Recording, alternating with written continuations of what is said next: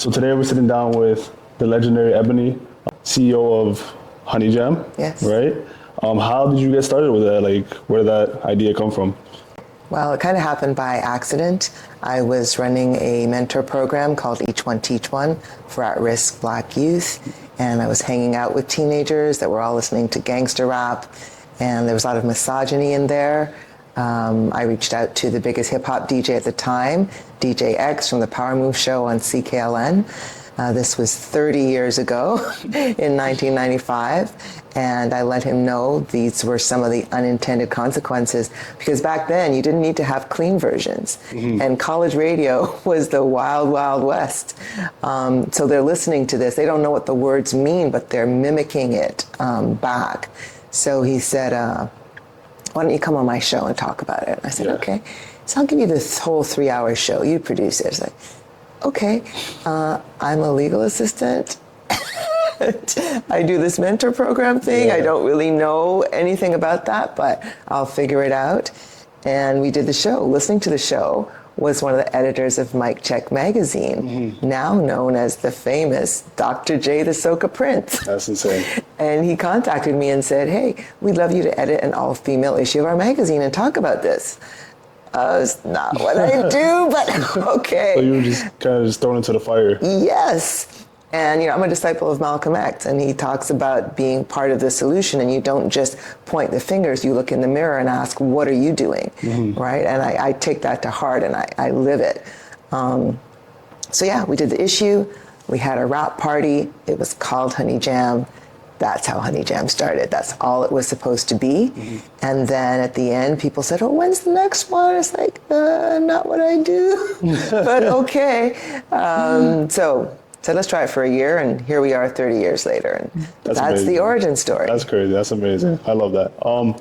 How did Honey Jam transform into so you said you started as a showcase, right? Yeah, so it started as the rap party for the magazine, right? Yes. And then we did a couple of showcases. Okay. And I'd be watching from the sidelines. Now, we have to remind the audience, this is before the internet. You can't Google people to see who they are, what their background is, whatnot. It's a different time. Yes. So after the artist would perform, I would see these men kind of swoop down on them with that, baby, I can make you a star. Come by the studio around midnight and let's talk about it. And I could see them just kind of wide-eyed and be like, ooh, wow, studio, yes. And I thought, wow, who are these people even? And I thought they need some knowledge. They need to know what they don't know. And that's how the developmental part began.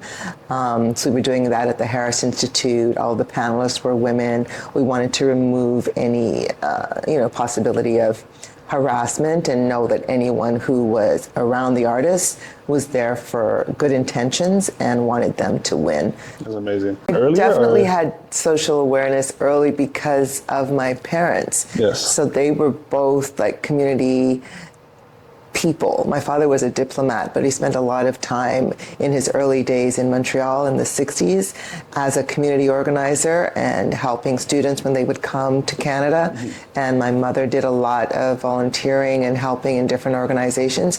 So it's just how we grew up to be socially aware and to take part and to make a difference in as much as we could. Yes. Do you think that's a family legacy that you guys have? Absolutely. Just helping the community? Absolutely. That's amazing. I have one brother and one sister, and we are all involved in that way. I love that. So yeah, take us back to the early 90s and what sparked Each One Teach One. Wow. we could do a whole podcast on that. I just switched the whole thing. Yeah, I was invited to a meeting at the police station by a black counselor, the late, great Bev Salmon. And they were showing footage of what they called Black Monday at the exhibition. And there was, they were talking about crime among Black youth, and they were bringing community leaders together to come up with solutions and talk about possible programming that might be able to help and give constructive things to do. At that meeting was a legendary journalist, Jojo Chinto, and he was doing a series on Black youth and crime. Mm-hmm. And he invited me to go to Regent Park and meet some of the kids there, which I did with a couple of friends. And the counselors there said, we have a lot of do-gooder types coming through here, wanting something to put on their resume or whatever, and then they just leave. We don't need any more people disappointing these kids, so if you're one of those, make it plain. Yeah. If you want to, be clear. Yeah. So I talked to my friends and we said, listen, we're all super busy. We all travel a lot. Let's do a fundraiser, give them a check. They can get computers and stuff. And then I went home and I thought, you know what? We need to bridge the divide, because when we went there, they looked at us like we were aliens. Mm-hmm. And they looked at us very kind of sus, right? Who are these people? And I thought, we need to not just throw money at something, we need to be hands-on. Yeah. What can we do? And that's how the idea of Each One Teach One came to be, to bridge that gap and to show them the idea of a mirror image, show them Black people succeeding in places that they wanted to be. Mm-hmm. So it was a career-based thing. If you want to be an accountant, we match you with an accountant. You go and you meet them. And just first of all, someone doing something for free, giving you that value and interest is impactful. Then you're going to meet someone who is making time for you, and you're going to the financial district on the 50th floor. Mm-hmm. That's amazing. And you're seeing a Black person with their own office behind the desk. Yeah. Just that is super impactful. Then they're talking to you about what their job is and how they got there, and the nuts and bolts, and the trajectory. And just that, you could see, confidence growing. You could see curiosity, and you could see that they are seeing options outside of the box that people place them in. Yes. And the lack of expectation that they put on them. Mm-hmm. Like, here is something. And one of the things that I would tell the mentors, and that I would also do myself when I would talk to the kids. So first of all, I would never be dressed in a suit and all of that. I would want to meet them where they were.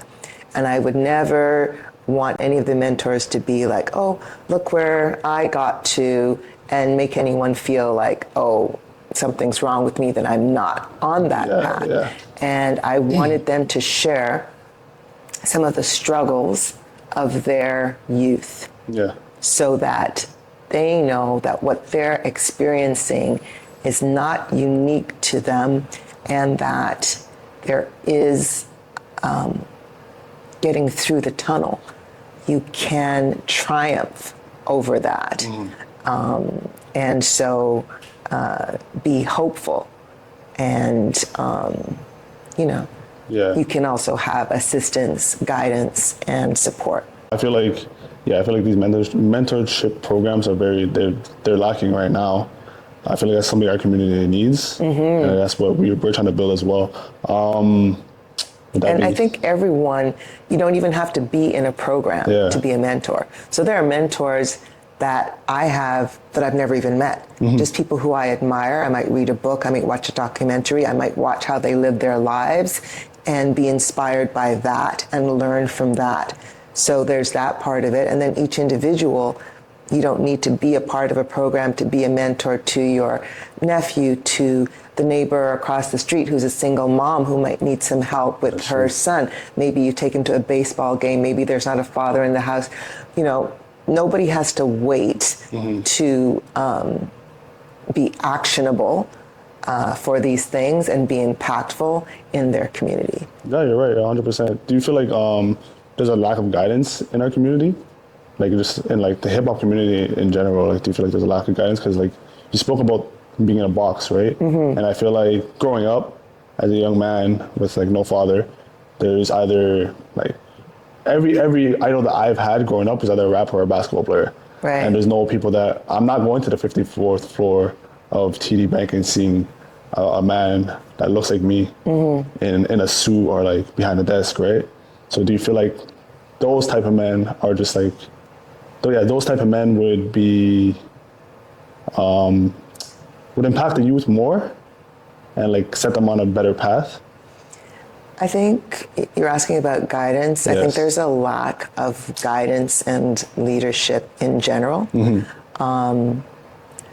I'm super old school, okay? I grew up and I have West Indian parents and they're not playing around. No. So it's like, you're doing this because I said so. We're not having a discussion. You know, when I would come home from school, there's no, oh, so how was your day? Oh, you don't want to do that? Let's talk about it for 5 hours until you feel comfortable and all of that. And so this is a very different generation. And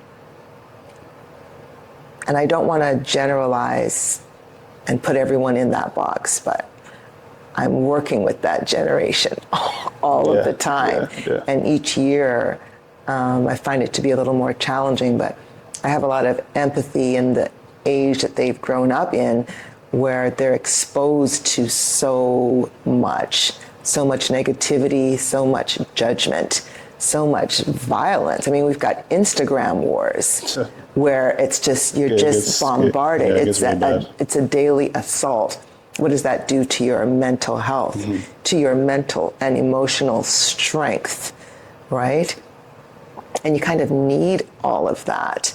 And there's too much instant everything, right? I you know, talking about work ethic, I talk about people having the, I want to go to heaven, but I don't want to die syndrome. I want the rewards without doing the work. Everyone wants instant fame. And in the music industry, where you've got these idol shows and these different type of shows where, you know, just like that, without years on the road, without honing your craft, without real artist development. And that seems to have translated through everything in an entire generation, right? And you'll hear a lot of employers talk about, you know, they'll come to the job. In a lot of companies, you might have to work 20 years to get a corner office. They want that by the end of the month, right? And there's a lot of coddling of people, and I'm a taskmaster. It's like, get it done, no excuses, let's go.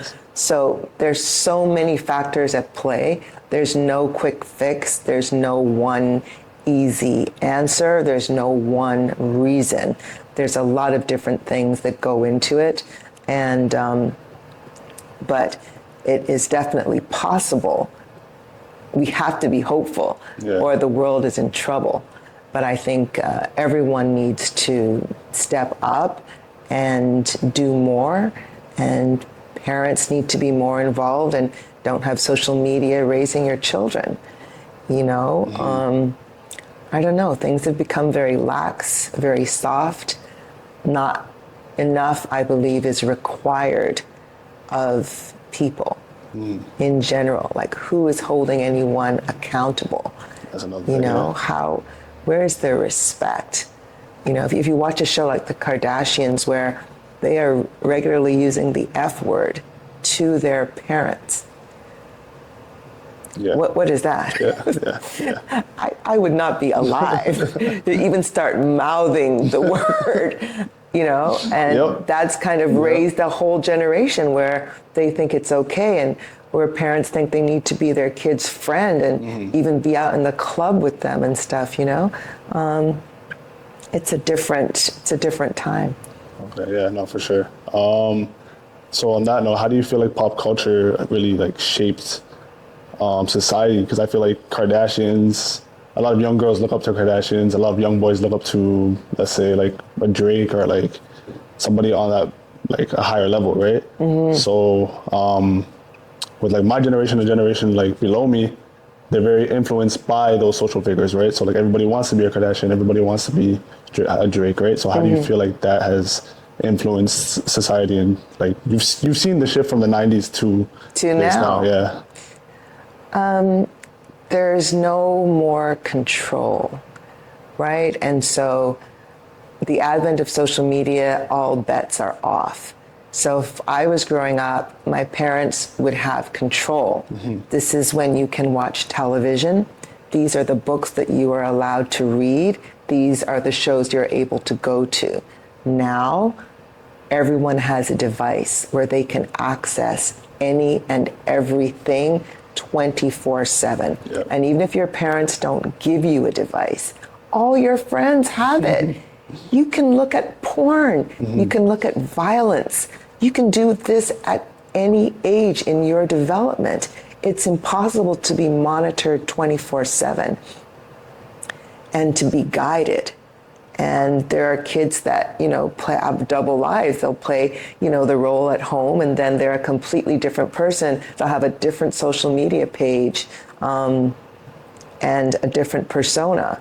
And so all of these things are influence the behaviors of everyone at every age. We kind of all have to be all hands on deck to see how it can be changed. I know that in the States they are wanting to have more controls of social media, because a lot of kids are experiencing some serious mental health damage. Yeah. Some of them, because of the judgment and online bullying, are committing suicide. Like, there's so much trickle down damage that is happening from that. And so they're trying to see if they can exhibit some sort of controls or censorship.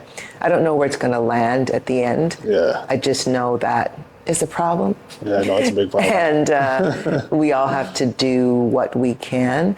And parents especially have to instill values in their children and stop making it a priority to be your child's friend. Yeah, I think that's a big thing. It's not a popularity contest. No, 100%. So do your job. Do your job. I think like there's like I feel like there's some kids that do use it for a benefit. Like for example, like how I was, like, again, I said I grew up with guidance, don't get me wrong, because like my mother and everybody else.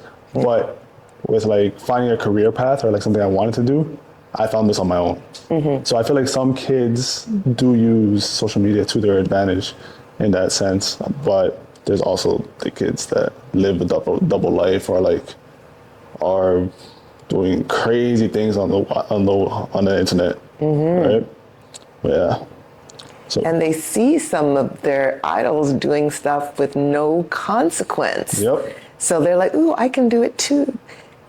Because those people have millions and millions of dollars that can buy their way out of situations. It doesn't always work. And sometimes there is a consequence that they'll see them get. But then, their record sales will surge, or something positive will come out of bad behavior. So there's a lot of skewed wrong messages that are going out there. Yeah. There's been a lot of people just doing crazy things just to get their records sold, just to get like these streams up. I seen a guy set himself on fire the other day to get views. I'm like, this is insane. Yes. Oh, like this is crazy. Yes, it is. So with all that, like how do young individuals like guide themselves through this industry and like not fall into these traps, and like not just like young individuals, let's do from a female perspective.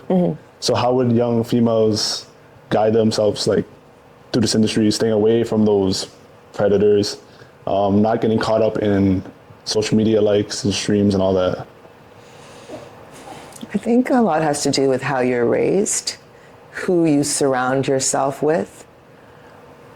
If you love yourself, sometimes I'm asked about advice and people are expecting me to say a big lofty thing. And they said, if you could say one thing, what would it be?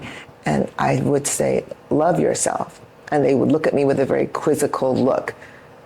Because if you love yourself, so many things would never, ever happen because you hold yourself in enough esteem that you know you are not deserving of anything less than a certain standard that you set for yourself.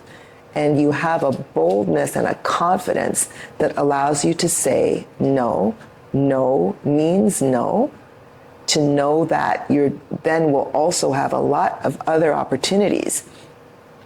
And that's how you will move through life. Yes. That's just a basic thing, and something that I didn't know growing up.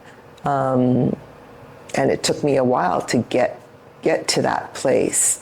And so, yeah, it has a lot to do with who you surround yourself with.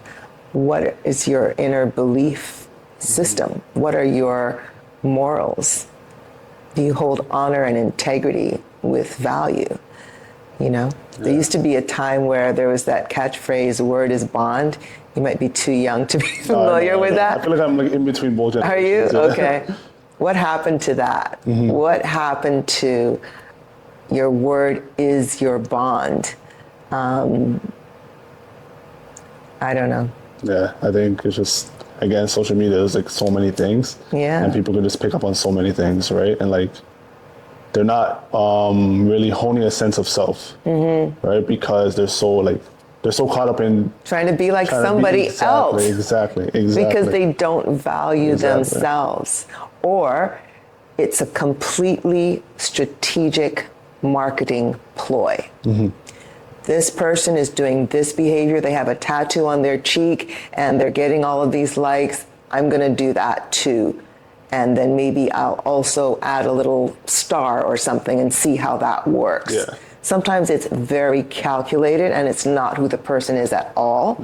And other times it's just a lost person who is not clear on what their identity is and is trying on different personas to see what's going to catch. Yeah, I feel like with like the marketing ploy, I feel like it starts off like that, and like they do put a tattoo on the face just to see how much likes they can get. Yeah. But like once they get 1,000 likes because of that one tattoo, like you said, it leads to another tattoo, and then they just go down a rabbit hole and.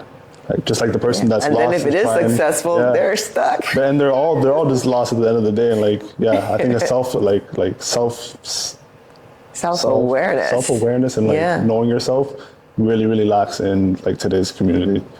Let's just switch the subject a little bit because I want to get back to like how like just the hip hop industry and everything. What were the hardest doors you had to open in the industry?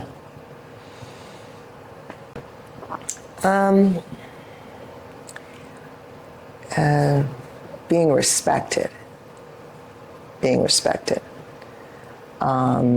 So 30 years ago, almost everyone in power in the industry was male.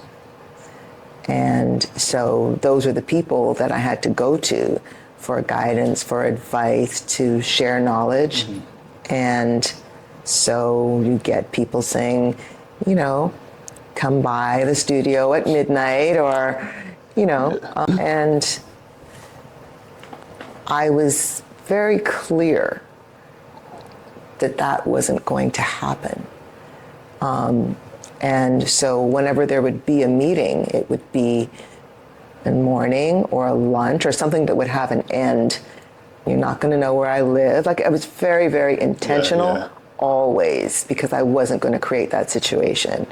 So just being respected. And then if I were to be out with a colleague who is a male in the industry, people would think I'm sleeping with him, or maybe I want to sleep with one of the artists that he's working with. Their first thought was never, oh, maybe she's PR, maybe she runs the company, maybe, like, it was never that. And so it makes a lot of women who started at that time a little more harder edge, because you need to be very clear up front that you're about your business and it's not batting your eyes and doing all of that, which some women did do to play along and to get in with, the gentleman. But it hurts all of us, because if they see some women do it, there's an expectation. And if some women let them get away with certain things, there's an expectation that we're all going to do that. So I definitely have a harder edge to me. And when I meet women who came up in the era before me, they're even more so. They're even more so like, just don't play. Yeah. So yeah, that was a definite barrier. It was very, very much a boys' club. And here I am coming from a law firm background, from a community nonprofit organization background. It's like, where's your access card? Who gave you permission to even have an opinion and be here? And so, yeah. But I have a strong personality, and if I'm driven and I'm passionate and I'm relentless when there's something that I want to do. And so if you put up an obstacle, I'm just going to find a way through it, over, under it, whatever it takes. And that's how I move through life. So I wasn't going to let it deter me. I don't have a victim mentality. Like, yes, the people who do bad things need to be held accountable, but at the same time, I'm not going to be stopped from what I want to do. So next, let's go. Let's keep going. Figure it out. Just got to MacGyver it. I think that's needed though, like especially in any industry, really. In life, like, you just need to go through every wall. Like if they're not gonna open the door, I'm gonna go through a wall. Yeah. Right? People give up way too easy. And like the success is right there. Yeah, they don't have that intestinal fortitude. You know, like somebody came to Honey Jam, they auditioned and they didn't get in, and they sent me a note, kind of a boohoo note about, oh, I guess I'm gonna now, become an accountant or give up my dreams of music. And I'm like, are you insane? But then part of me was like, okay, do that, because you don't have what it takes. And that might have been the reason why she didn't get in, because you've seen that in her. Yeah. You know what I'm saying? Like if you're that easy to give up, then it's like you're going to face so much disappointment and no's and struggle in any career in the arts, so much uncertainty, that you better really believe in yourself and know this is what you want to do. I tell them, don't do it unless you can't not do it. All that, like, I feel like a lot of odds were stacked against you, like being a woman in the early phases of hip hop, just being a male-dominated industry. What made you keep going? So I don't know if you're into astrology, but I'm a Leo, and Leos are protectors. When's your birthday? August the 12th. Oh, okay. Leos are protectors. And it's like if someone were to come in here now with a gun and want to shoot you, I would go like this. Oh, I love it. Just like that. And we're about social justice. And we don't like to see anyone taken advantage of or placed in a negative situation. And the artists were telling me about their frustrations and their experiences. I was seeing a shift in how young men were treating young women. There's a song, a hip hop song, one of the lyrics is, "We don't love them hoes," right? It was unpopular to respect women. You would be teased as soft if you were to open a door, or, that was very concerning to me. And I knew a lot of young women wanted to be in hip hop as rappers, DJs, graffiti artists, etc., all of the elements. And so, I was just driven. It was just, I'm not even quite sure how to explain it. And no one has ever really asked me that. And I'm thinking, why didn't I just have a nap and go to the spa? But one of the big driving factors in my life is that there are some young women in the arts who died suddenly in their lives, in their youth. And when it happened the first time, I was studying English literature at U of T, and I thought, if that was to happen to me, I was to die just like that, what have I contributed to the world? What has been the point of my existence? And I thought, studying Shakespeare and Chaucer isn't quite it. Yeah. And I dropped out of U of T. And it was around that time that I went to that meeting at the police station, and then Each One Teach One came out of that. And I was always in a hurry because I kept thinking anything could happen at any time. I have to hurry up and do something that means something. So I was quite a zealot during those times, and there was a huge sense of urgency to do something in the world that would make a difference. Yeah. So do you feel like what really pushed you was like building a legacy, like just around your name, or just like in general? Yeah, or... having a reason to have lived. There's a quote that says, service is the rent you pay for living, or something like that. Yes, I remember the yes, exact quote. And I remember Bob Marley said, if my life is just for me, I don't want it. So these are things that are just ingrained in my DNA from how I was raised. And then just seeing things like, how can you not, if you have the ability, the desire, the passion to make change.